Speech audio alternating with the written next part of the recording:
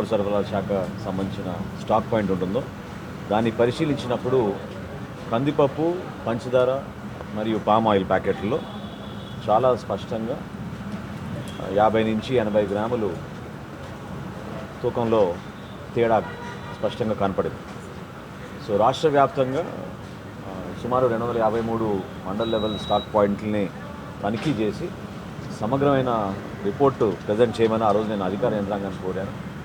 దానికి అనుగుణంగా ఇప్పటి వరకు 62 MLS పాయింట్స్ పరిశీలించారు. స్టాక్ పాయింట్స్లోకి వెళ్ళి శాంపిల్స్ తీసుకుని చెక్ చేశారు. అందులో సుమారు 24 కేసెస్ డిటెక్ట్ అయినాయి. సో ఈ 24 కేసెస్ కూడా కేసు బుక్ చేస్తున్నారు. చాలా సీరియస్గా చట్ట ప్రకారంగా ఎవరైతే సప్లై చైన్లో ఇన్వాల్వ్ అయ్యారో వాళ్ళందరిపైన కూడా చాలా బలమైన చట్టాన్ని తీసుకొచ్చి దానికి అనుగుణంగా కేసెస్ రెడీ చేయమని చెప్పారు.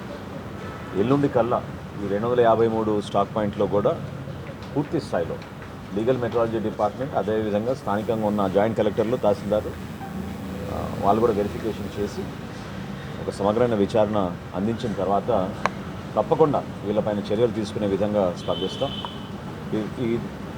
ఈ పెద్దగా ఇదేమీ రాకెట్ సైన్స్ కాదు. మేము కోరుకునేది ఏంటంటే వినియోగదారుడికి ఒక భరోసా కల్పించాలి, నిజాయితీగా వ్యవహరించాలి.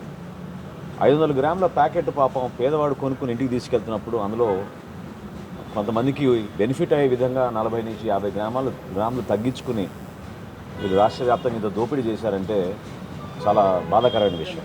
చాలా సీరియస్ ఇష్యూ కూడా. సో ఎవరైతే సప్లయర్స్ ఇన్ని రోజుల నుంచి ఇటువంటి కార్యక్రమాలు చేశారో ఖచ్చితంగా వాళ్ళపైన చర్యలు తీసుకుంటాం. జిల్లాల వారీగా ఈ రిపోర్ట్ వచ్చిన తర్వాత తప్పకుండా మీ అందరికీ మరొకసారి నేను బ్రీఫ్ చేస్తాను. ప్రజలందరికీ నేను మనస్ఫూర్తిగా చెప్పేది ఏంటంటే ఒక మార్పు ఏదైతే మీరు కోరారో అందులో భాగంగా నిజాయితీగా చట్ట ప్రకారంగా చేయాల్సిన కార్యక్రమాలు ఖచ్చితంగా చేస్తాం. ఎవరైతే కేవలం ప్రజల్ని ఇబ్బంది పెట్టడానికో మోసం చేయడానికి కోసం చేసిన కార్యక్రమాలని మాత్రం సహించేది లేదు.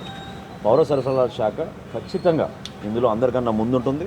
పారదర్శకంగా ప్రతి ఒక్క రైతు ఎవరైతే పాపం నిలబడి క్యూల్లో ధాన్యం అమ్ముకోవడానికి ముందుకు వచ్చి ప్రభుత్వం నుంచి ఆ నిధుల కోసం ఎదురు చూశారో ఆ రైతుకు అన్యాయం జరగదు. అదేవిధంగా క్షేత్రస్థాయిలో చిన్న కుటుంబాన్ని నడిపించుకునే ఆ మహిళ ఒక వినియోగదారుడిగా వాళ్ళకు కూడా ఎక్కడో పొరపాటు జరగకుండా ఫేర్ ప్రైస్ షాపుల్లో కానివ్వండి లేదా ప్రభుత్వం సరఫరా చేసే ఈ సరుకుల్లో కానివ్వండి ఎక్కడ కూడా పొరపాటు లేకుండా చాలా బలమైన స్పష్టమైన నిర్ణయాలు మేము తీసుకుంటాం.